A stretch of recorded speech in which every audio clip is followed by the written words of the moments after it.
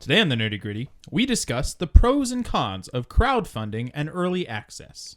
One more world disappears inside it. Just another hopeless addict. What that makes a man instead. If the drums don't get you, the guitars will.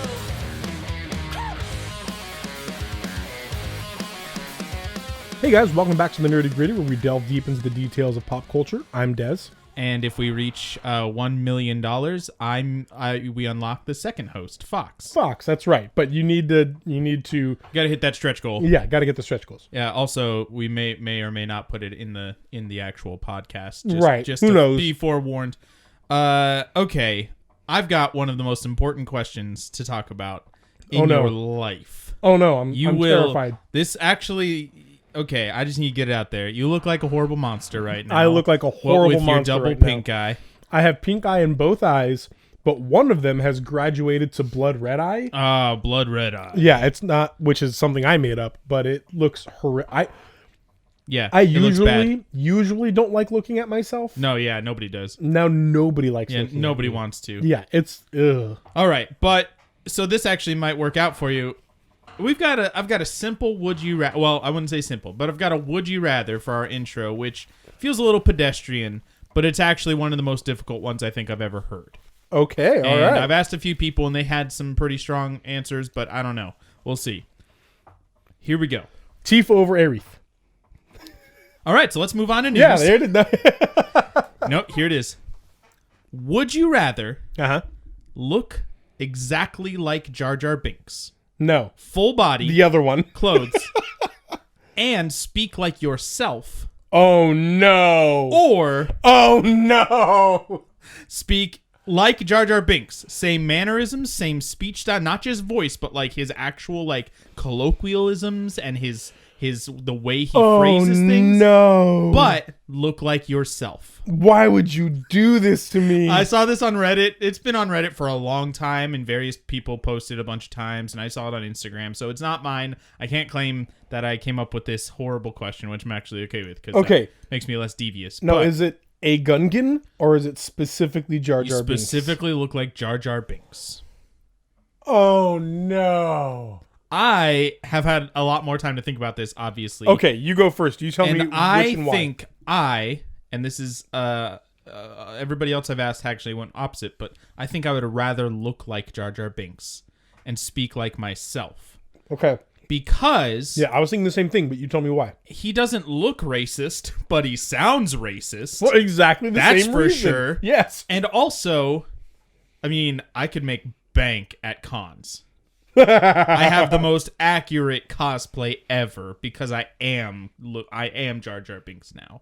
You know those Star Wars celebrations? No, it wouldn't be anything official from Disney, I guess. That is the one thing they will never address exists ever again is Jar Jar Binks. But I could go to some cons, and you know, I would be an invited guest for sure. Oh, a lot yeah. of them. Yeah, Wholeheartedly, 100%, and I would make some money off of that for sure. I think, And then you could put on the voice when you're at a con or whatever else. You could right, pretend. and right. I have to work on it, but then I could just. The problem is, obviously, then in normal life, I could never go outside ever again.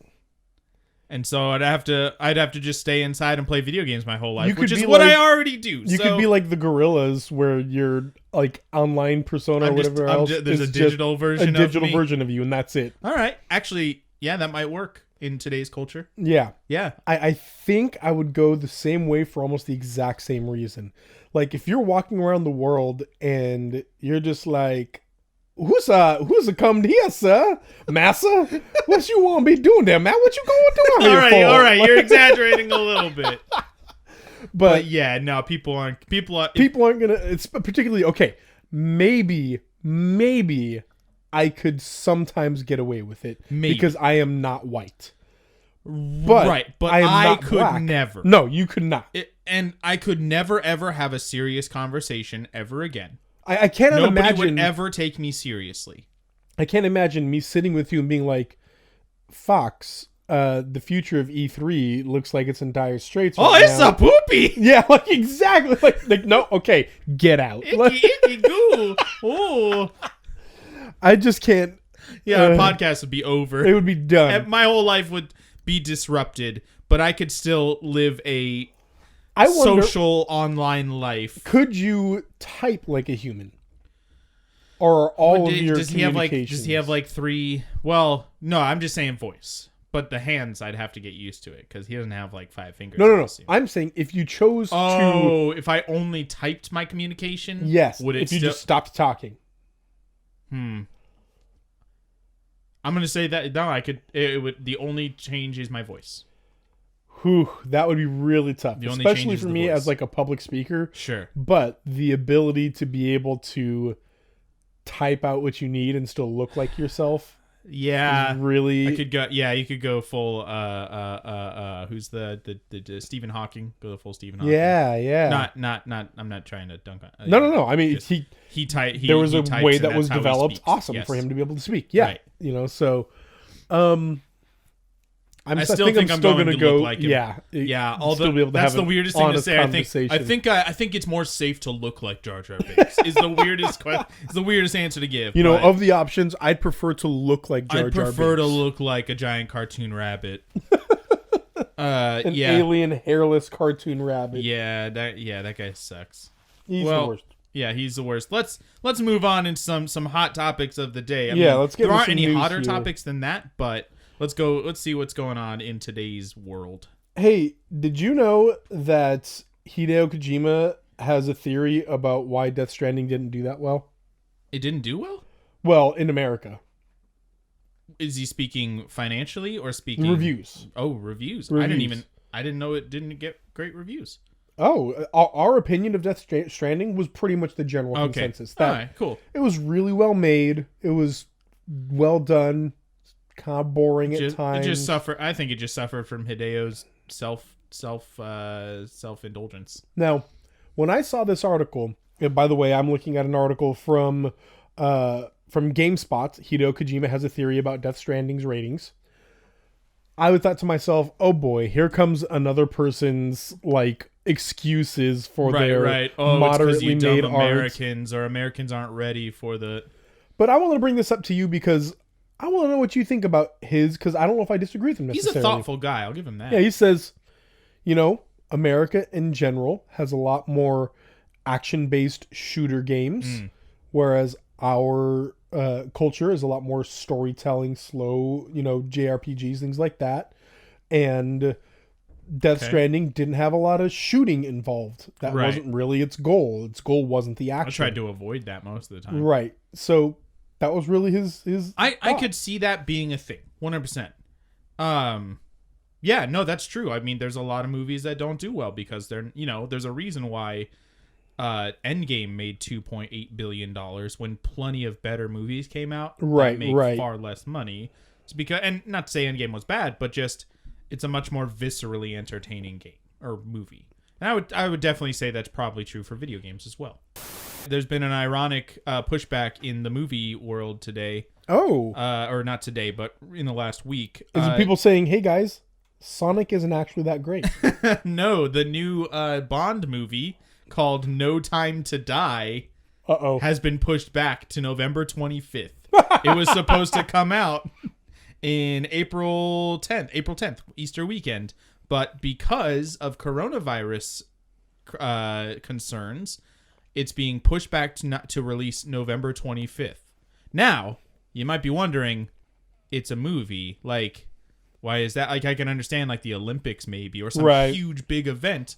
But it's a movie. It comes out, you just watch it, and then go home. Like, but the thing is, and a lot of people know this, the Chinese market is so huge in movie, like making your money in the movie world, that if you've heard stories about like the streets of like of Chinese cities, they're pretty empty right now. It's so weird. Obviously, it's much a larger concern there. I mean, that's where it originated. So this is just to me a sign of how important China is to the box office. Well, part of me is also wondering, is there some sort of plague or some sort of like poison in the movie? That could be very true. Usually the Bond villain, and for sure in this one, has some kind of facial abnormality, Right. and it might be the result of some kind of I gas posted a picture of or- myself with this pink eye, and I Yeah. said I look like a Bond yeah, villain. Yeah, you I do. really do. It's very accurate. Speaking of things to watch, HBO is in Yes. the process of creating a Last of Us TV show. I am so excited for this. Oh man, it's ripe for the. We got that and the movie version of what's the other Uncharted? one? Uncharted is picking up steam. It's Naughty Dog's. This is all going to come out. PS5. Here's why I'm specifically excited for HBO's Last of Us TV show, because Uncharted's going to be great. I'm sure it's going to be a great action movie. It's going to be fun. Yeah, at least be whatever. But at the end of the day, it's fun action movie with quippy guy. Yeah. And that's happened 100,000 times We've seen before. it. That's It's back Indiana into Jones. the origins of movie making. Right. Yeah, Indiana Jones was homage to the original those adventure serials films. back from the 40s. Yeah. So this is part thriller, part zombie, but in essence, it's a father-daughter story. Yeah. A surrogate father-daughter story. Right.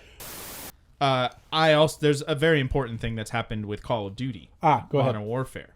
Here's the okay, Polygon article. Here's the title. Call of Duty Modern Warfare adds a Tamagotchi-like pet that you can feed with murder.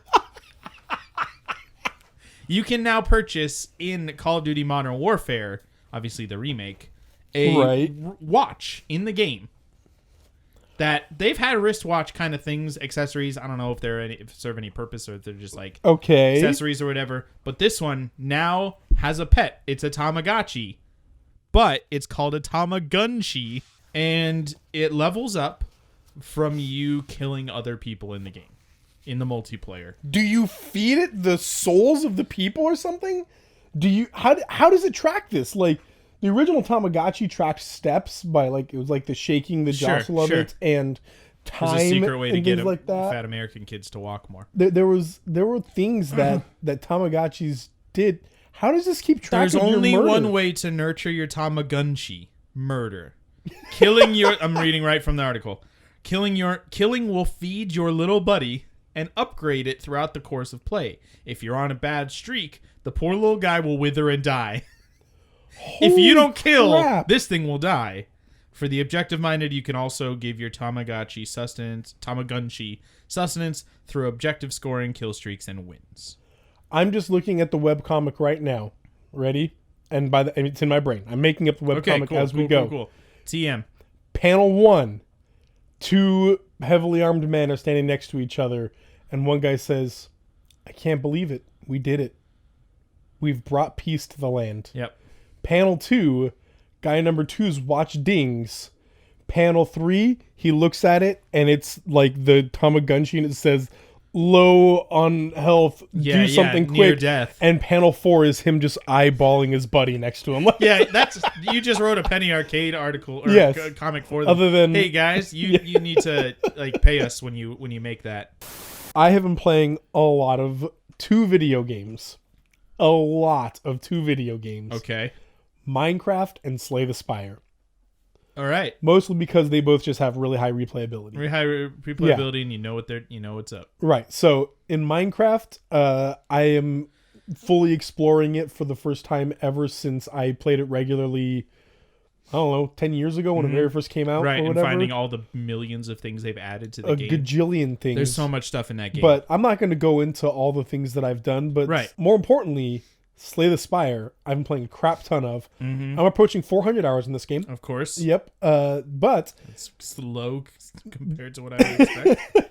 The most recent update brought a brand new character. The Watcher. Ooh. And I freaking love The Watcher.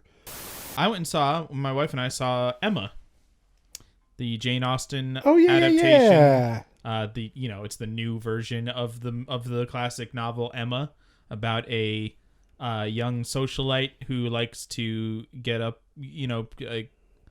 basically it's about her meddling in other people's, lives and trying to set people up and all this, and just kind of finding out that she's not doing what she's being a bad person. And, It's a classic. So she's meddling, sure. The Scooby Gang, though, they're like really into meddling. They're like heavy metal. So Emma was actually really fun to watch. I, on the other hand, was not surprised, a little disappointed, but satisfied with the iZombie finale. Okay. So it was the final season of iZombie on Netflix, and my wife and I watched it, and we've been going through the whole thing. You know who's an eye zombie right now? You. Nice. Because your eyes are my like eyes zombie are zombie-like. Yeah. No, the show itself, it was a Monster of the Week kind of crime show-ish, or crime of the week, I guess, and it did that for a while, but then it really started developing some cool political stuff and some cool racial issues, and I talked about this before. Yeah. This season, unfortunately, went back to the crime of the week thing for a while, and then they got canceled, and you could tell that they had to write an ending pretty quick. That's unfortunate. Yeah. I've been playing Doom 3. Oh, yeah. On our channel right now, it's the Road to Doomsday. We've had Doom 1, the original, 1993, and then Doom 2, Hell on Earth, the sequel to the 1993. Those have been up and on there for a little while now. Now, Doom 3 is currently going up every day, a couple episodes every day, actually. Yeah, I saw that. And, this game is not great, son. Like, really? Doom 3 is the bad one. Ah. It just, like, took what was great about 1 and 2 and just said, nah. Well, on the bright side of things, it's not disappointing. Locke Key, the new Netflix TV Is it good? show. It's real good. Oh, really? So we're 3 episodes in. It's based on a graphic novel. That's what hooked me on. I know. Yeah, I didn't know that, but an Image comic or a Vertigo comic, maybe. It's good. So probably Vertigo. Hey-o! Image has some good stuff. Yeah, sure it does. Anyway, what do you got against Image? I don't have anything against Image. I have nothing. It's for IDW. Image It's IDW. because to me, Image has put out the most moderate, fine, whatever content. All right, let's move on. Anyway, we don't need to dunk on Image. Anyway, so Locke and Key is really good because it begins in a really eerie way, but then eases you into this fantastical world while balancing it with the real world in a really great way, and all the while never letting you be settled in, because every new key you don't know what's going to happen. I've got one more thing. That's it for me. Faith and I have been watching Superstore, which is a NBC comedy, right down the middle, kind of just, it's not the same level as like Parks and Rec or The Office, where it just has that, like, it's not as funny and it's not, the characters aren't lovable as lovable, but it's a good just sit down and watch a show when you're eating dinner, or, it's the end of the day and right before bed you watch an episode. That's what we do. Let's get down to the nerdy gritty. Let's do that.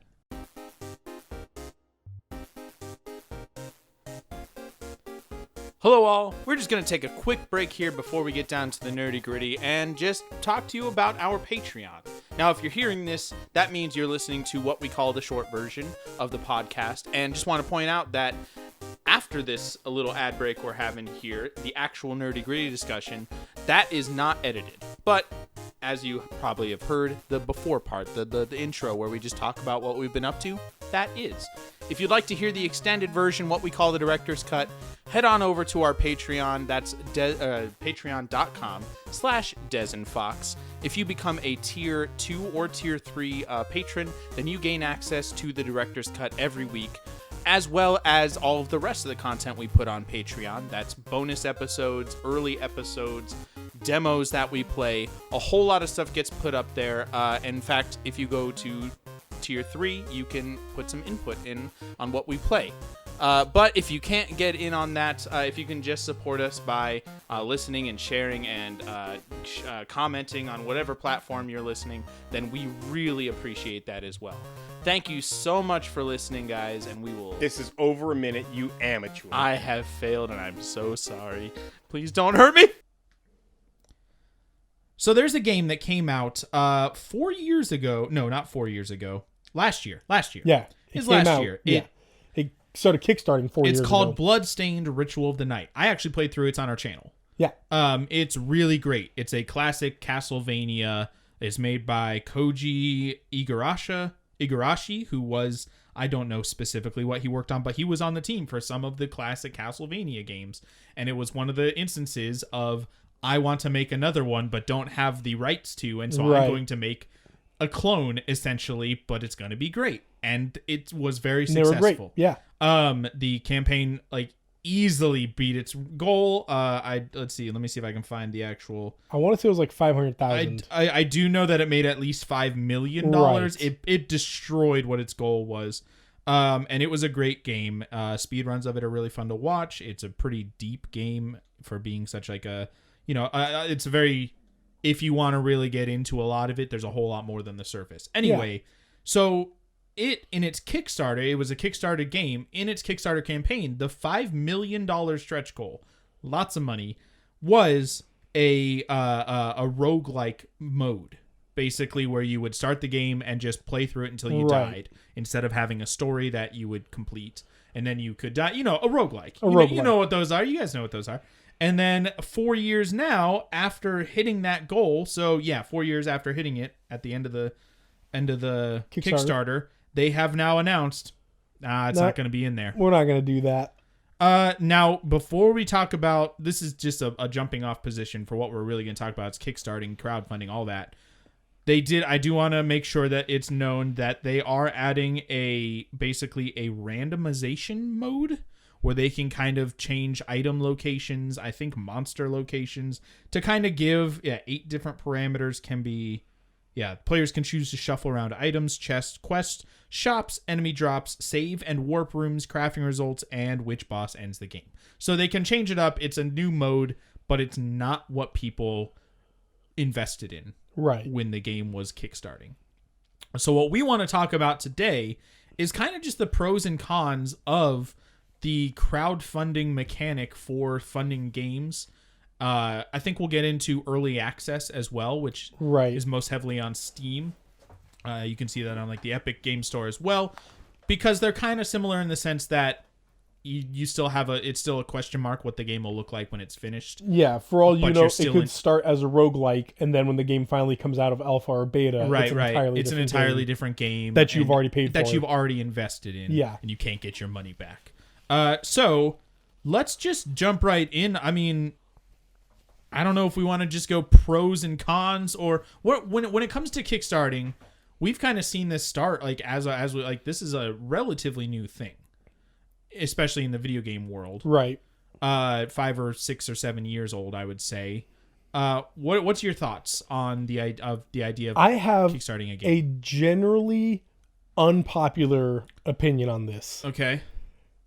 For the new ideas and for these unique things, Kickstarter is one of the safest ways to go as a consumer, I would say.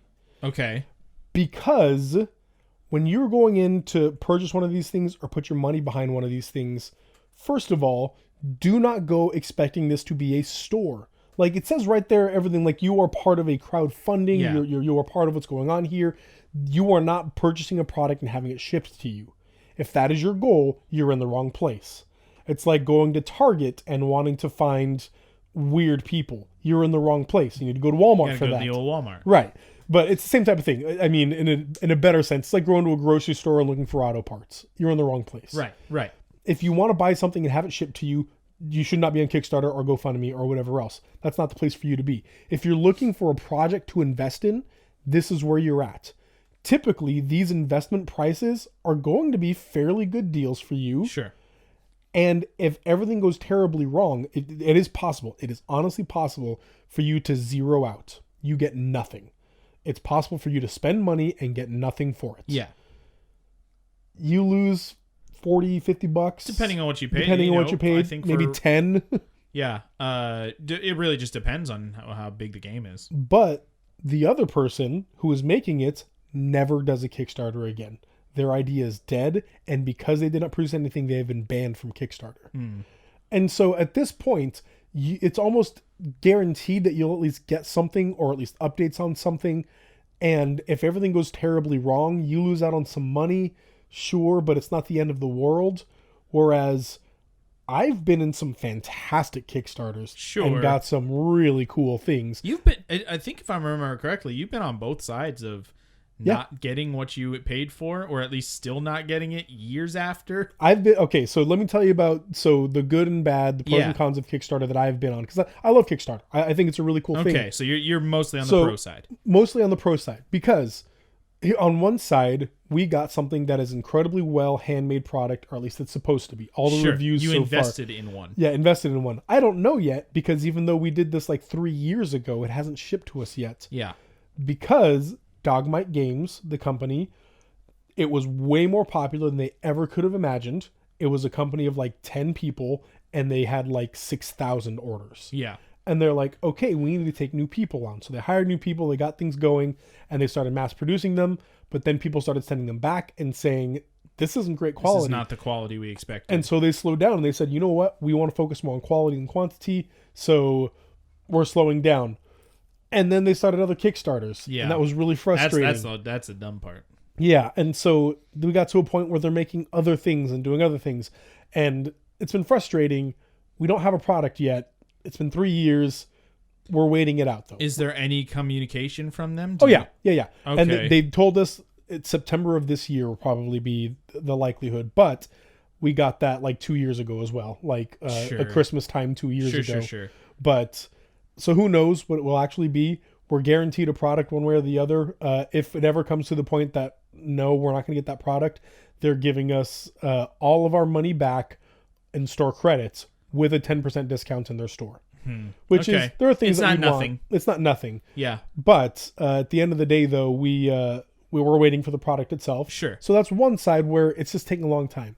There's another time we kickstarted some dice rolling trays. Yeah. And they just weren't great quality. They weren't great. We paid $60 a piece for them, and they probably should have been $30 or $40 a piece. Those are the two projects of the probably dozen that I've backed in which I am not at least 100% satisfied, if not overly like, heck yes, this is awesome. Right. You and I have backed several board games that we, like, it might as well have been just a store. Yeah. Where we went and purchased it, or like invested in this, and then at the time it said it was coming to us, it came to us, and it was exactly what was advertised. Well, and here's the best part of it all for me, and this is why I think Kickstarter is such a great way, is the stretch goals. Here's why, for me, this whole thing with the stretch goal in this game is not a big of an issue as others would like to say it is. They said, if we get this amount of money, we want to do this thing. They did not say that is a core part of our game. It's true. This is the game that you're purchasing. Yeah. You should not be going for a stretch goal. Like you should not be backing a stretch goal. You should be backing an item. Right. And that's a buyer beware thing. You as a person going in there, whoever went to kickstart this Bloodstained game, should not have gone in to kickstart a roguelike. I'm positive there were roguelikes on Kickstarter that are going to be great. There's millions roguelikes. of them on Steam already. Yes, like if you want a roguelike, go kickstart a roguelike or go buy a roguelike. If you kickstarted this just because of that roguelike element, you went the wrong path. If you wanted a great Bloodstained game, you got that. And a crap ton of other people also got that. Now, I will push back on that a little bit. Okay. I would expect that nobody went into it saying, "Oh, I only want this if they reach that 5 million. This game looks like crap." Unless nobody's going to go into that. My problem with it is that this game was very successful, in both its Kickstarting campaign and its critical reception. Like it's a very, very well thought of game. It's been at GDC, or not GDC, but speedrunning tournament, whatever, I forget what it's called. Games Done Quick. Like it's a well received, renowned game. It delivered on its promises for what was like advertised as the game, which means to me that they've probably made even a lot more money since I bought it after it came out. Right. And I bought actually both Ritual of the Night and Ritual of the Night was the main game, and part of the Kickstarter also was another game called Bloodstained. Curse of the Moon? Something of the Moon. It wasn't Curse of the Moon. Yes, it was. Was it Curse of the Moon? Curse of the Moon. Curse of the Moon. Yeah. And that was a more classic version of a Castlevania kind of game. pixel art kind of thing, and they were both really great. And I bought both of those outside of the Kickstarter, and I for sure was not the only one. And so to me, if you tell me, I understand that there's an inherent risk. Right. But if you tell me that this is the amount of money it would take for us to do that, and then you don't, even though you've already still made more money after that, to me it's just it's false advertising. But how many not Kickstarters, regular production games do exactly that? How many games advertise rich multiplayer content and then you go buy it and there's like a battle royale mode? Well, there's a difference between You know. how good they advertise it to be and your enjoyment of it, and something like if I went and bought, I mean, it's like what's the No Man's Sky Oh yeah. multiplayer. There's not Nuh-uh. multiplayer. Yeah. It's just not a thing.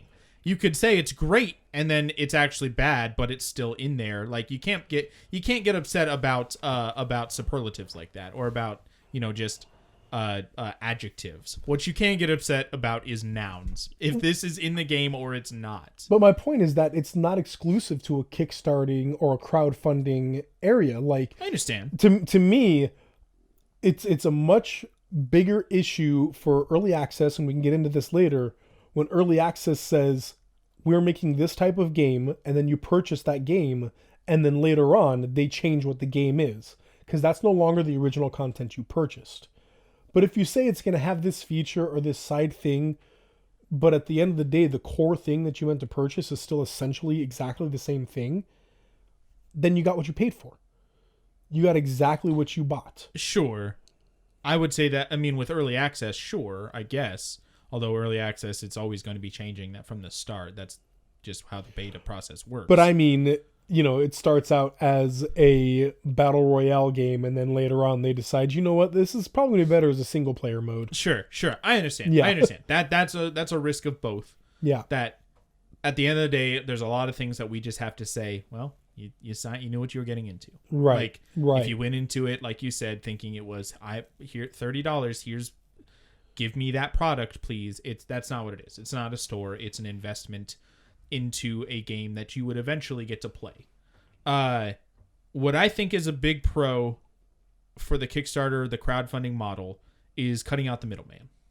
Yes. I think that this just shows, I wish more giant companies would do this. Or like there have been movies like this where it really lets a person, a consumer, invest in a person or a company specifically that they trust and want to see more from. Right. So you can like or not like Zach Braff's movies. I understand. Garden State, not great. Yeah. Not a great thing. Even the state of New Jersey, not great. Yeah. But when he kickstarted his net crowdfunded, whatever mechanic he used, his next movie, which was called Wish I Were Here, he had a very specific vision. He had a plan, and you knew what you were getting into when it came to Zach Braff. Right. He has a very specific way of making movies. He has a certain, atmosphere that he puts in them, a certain writing style. And so if you were excited, It's called pretension. It's called pretension. Yeah, it's called, it's not Scrubs. You could tell he was not the writer. They just let him put some music in there. But you knew what you were getting into. You couldn't watch Garden State and then be like, well, this guy loves action movies. Yeah, that's what we're going to get. And so it let the consumers say, no, I want to support that guy. I want to support him and let him have the vision and the creative control over this. And when it came out, you could not like it still. That's fine. But Right. you couldn't say it wasn't a Zach Braff movie. Exactly. And I think that's similar for what it really helps with game. Lets us invest in a specific person with a specific vision or a specific small company who, usually the best ones that you want to look out for. We can give some tips on better projects to look at, but like you can on Kickstarter see their history, see the games they've put out there, look at reviews.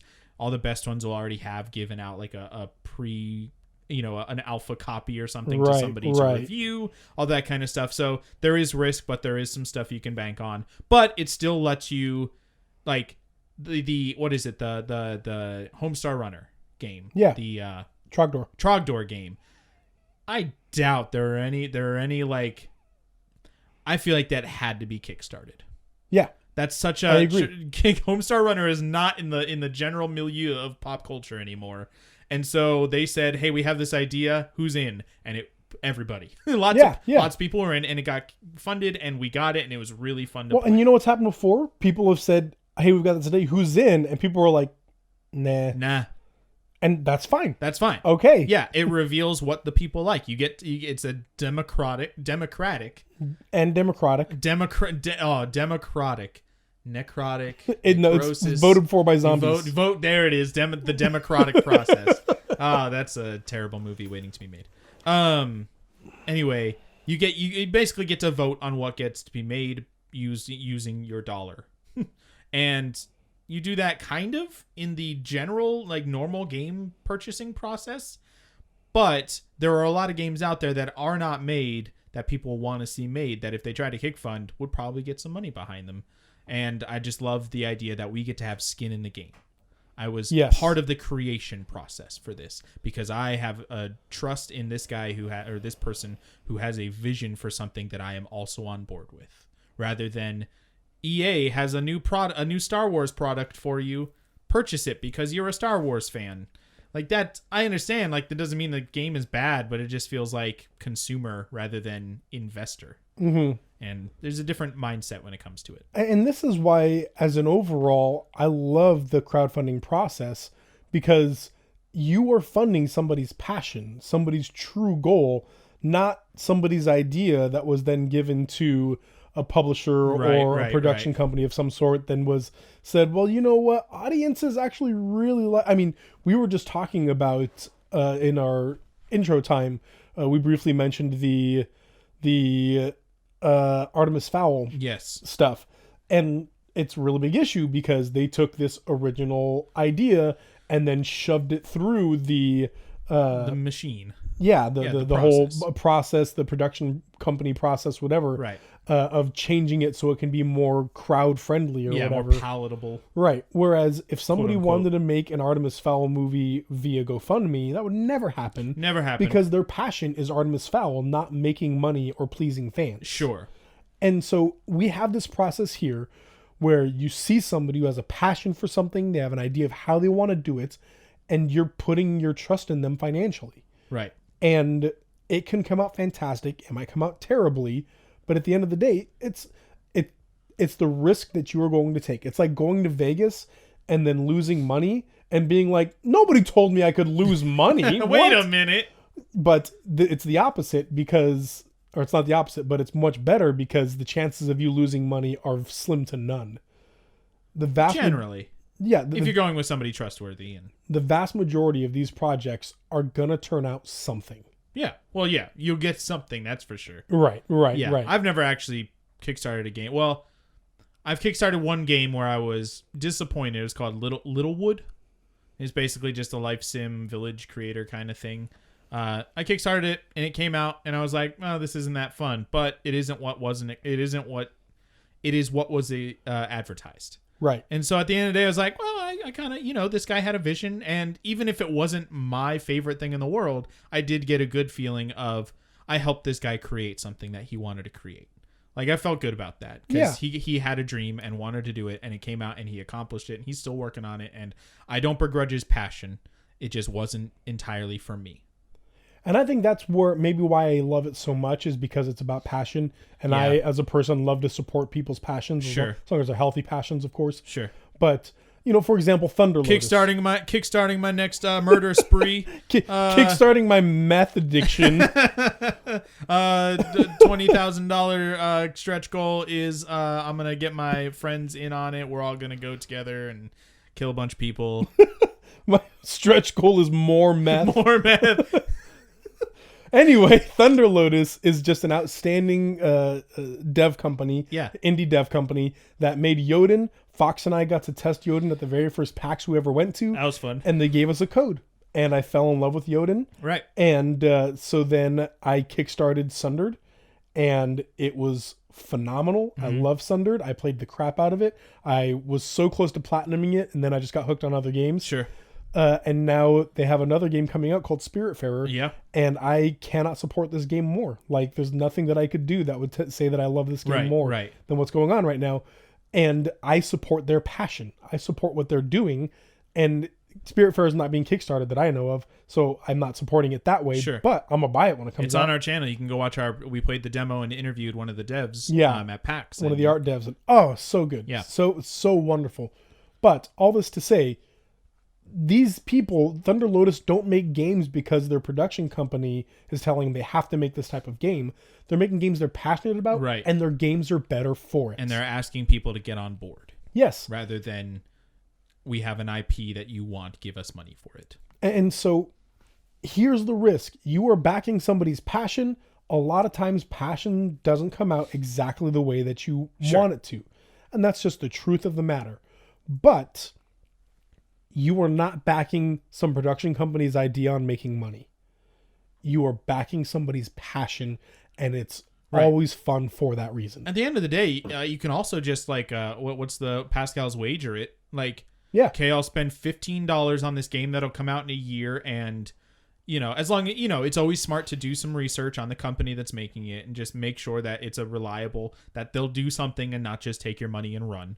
But you can, I'll put $15 in it now. I'll get it in a year, and if it's what it looks like it'll be, then I'll probably really like this, or at least, kind of enjoy it for a while. It might not be the greatest game ever made, but I'll enjoy it. Or I can spend $60 on this next big game that, I do like.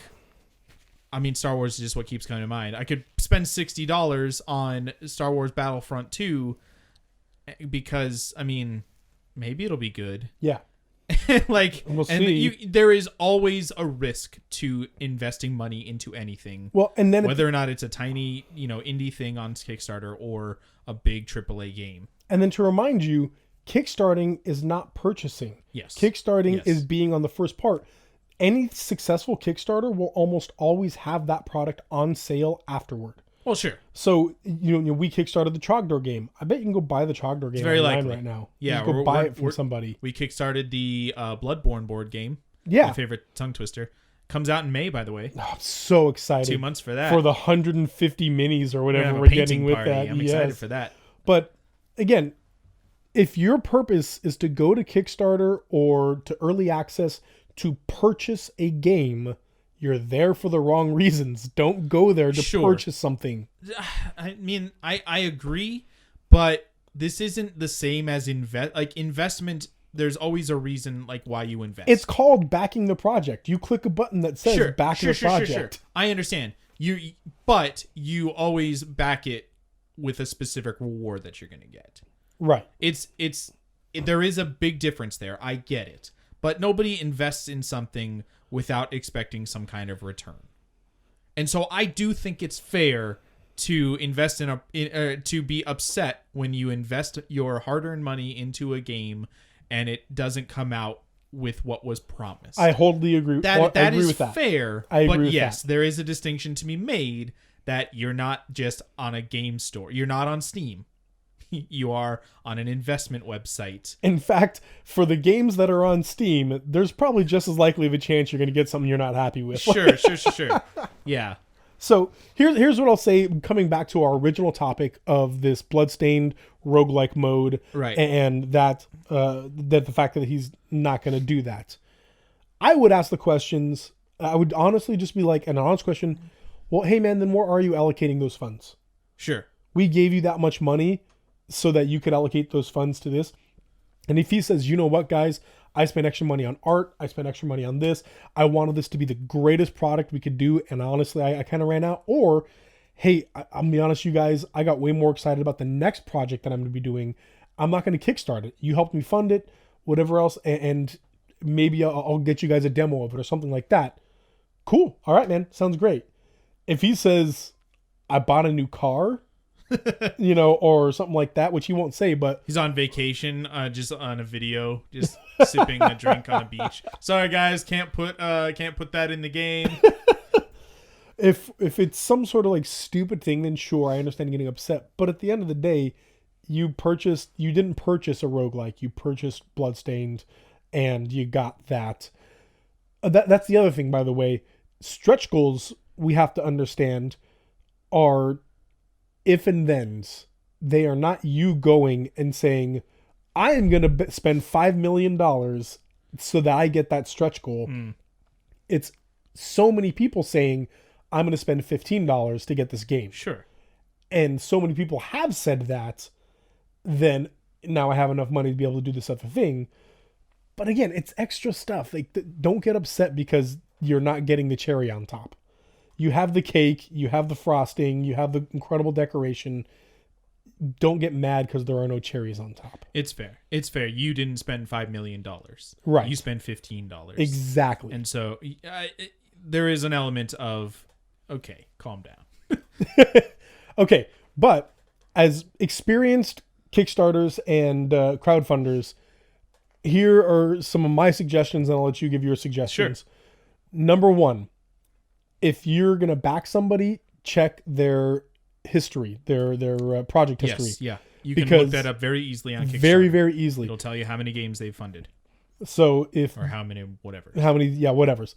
If they have a really poor record... I told you that... told you guys that we kickstarted these dice trays that we got, and they're really low quality. That was how I learned that. I went and I looked, and there were people for that complained at projects before that he had low quality stuff. Yeah. And I was like, oh, well, I should have my own fault then. Yep. Live and learn. Sure. And so number one, check and make sure what you're backing. Number two, be honest with yourself as to the process of what you're backing. So that is to say, if you're backing handcrafted items, and your backer number 4,000, it's gonna be a minute. Right. Yeah. It's Have gonna the right be a bit. expectations. Yeah, absolutely. Right. Now, if you're backing a program like a video game, they can copy and paste all they want and send it to everybody, and it shouldn't take that long. I mean, the video game making process. It might come once out it's fun. Yeah. once it's made, you should get it immediately. Sure. But if it's a handmade product, it's going to take a long time for them to hand make that product. Right. And then number three, choose the financial amount that is right for you. Which means if you don't get anything, it won't break your bank, or it won't be a huge disappointment. Right. So if you love something and you're looking at the stretch goals, or you're looking at the extra, not stretch goals, sorry, the backing amounts, the different levels. Right. If you're looking at the levels and you say, I have $100 extra. This is a limited edition, whatever, that has things that I really want, and it's going to be awesome. I want to spend the $100 on it. If you're willing to say that may not turn out exactly the way it says, yeah, do that. But if you're like, I only really have $20 to spend, but I really, really want this $100, Yep. Don't do that. Don't do that with anything, but also, especially don't do that with backing something, because then if it doesn't come out exactly the way that you want, you're going to be so much more upset. But that's not their fault. That's your fault for spending money you didn't have. Right. Sure. So back to your budget. If you have $10 to toss at somebody, a lot of times you can back for $10. A lot of times you can back for $5. You can always give money without. Yeah, you can just give money, but a lot of the rewards for like games are like $5 for the digital code. Sometimes, yeah. And that's it. But if you want some of the extra special stuff, hey, back it for the extra special stuff. So yeah, really maintain your expectations for how long it's going to take. Check the person that you're backing or the company that you're backing to see what their history is like, and back to your budget. Those are my big advice to you guys. For me, always remember that, like we said, the game is not like a limited edition. Every single digital game that you can back kickstart, or like board game or anything, you can get after it's done. Yeah. Kickstarting. Like, it might be more expensive. It's likely going to be more expensive, but it doesn't mean it won't be available. Right. Like, they want to continue making money from this.